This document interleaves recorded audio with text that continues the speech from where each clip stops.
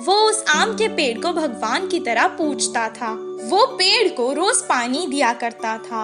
उस पेड़ पर एक देवी रहा करती थी। वो राजा से बहुत प्रसन्न थी, इसलिए वो उसके सामने प्रकट हुई। अचानक एक देवी को उसके सामने देखकर वो बहुत खुश हुआ। राजा, मैं तुम्हारी भक्ति और सेवा से बहुत खुश हुई। मैं तुम्हारी एक इच्छा पूरी कर सकती हूँ। बिना कुछ सोचे समझे अपनी इच्छा बताओ। मैं जिस भी चीज को हाथ लगाऊं वो सोने की बन जाए। मुझे ये वरदान दो माँ। बिना कुछ सोचे समझे राजा ने अपनी इच्छा कह दी। एक बार फिर से सोचकर वरदान मांगो। माँ, मुझे सोना बहुत पसंद है, इसलिए मैंने ये वरदान मांगा है। तब देवी ने कहा, ठीक है, तुम्हारी मर्जी। अब से तुम जिस भी चीज को छूओगे वो सोने में बदल जाएगी। वो अपनी शक्ति को आजमाना चाहता था, इसीलिए वो पेड़ से गिरे एक आम को छुआ और वो आम सोने में बदल गया और चमक रहा था। देवी का दिया हुआ वरदान काम कर रहा है। ये देखकर वो बहुत खुश हुआ।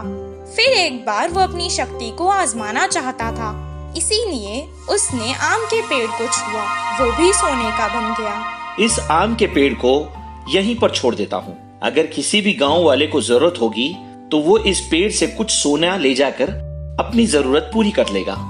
इतना कहकर वो अपने घर वापस चला गया और अपनी पत्नी को सारा किस्सा सुना दिया। तभी उसकी पत्नी को दिखाने के लिए वो घर में रखे कुछ चीजों को छूने लगा और वो सोने में बदल गई। कुछ देर के लिए उसकी पत्नी बहुत खुश हुई, लेकिन इसका परिणाम सोचकर वो दुखी हो गई। कुछ देर बाद स्नेहा पाठशाला से घर वापस आ गई। पिता को देखकर वो तुरंत उसके पास आ गई। पिताजी, पिताजी, और अपने पिता के पास खड़ी हो गई।